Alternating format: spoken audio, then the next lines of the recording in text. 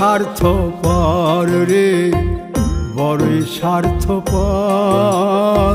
বুকের মাঝে জায়গা দিলে যতন কইরা ভাঙ্গে রে অন্তর। মানুষ বড়ই স্বার্থপর রে, বড়ই স্বার্থপর। বুকের মাঝে জায়গা দিলে যতন কইরা ভাঙ্গে রে অন্তর।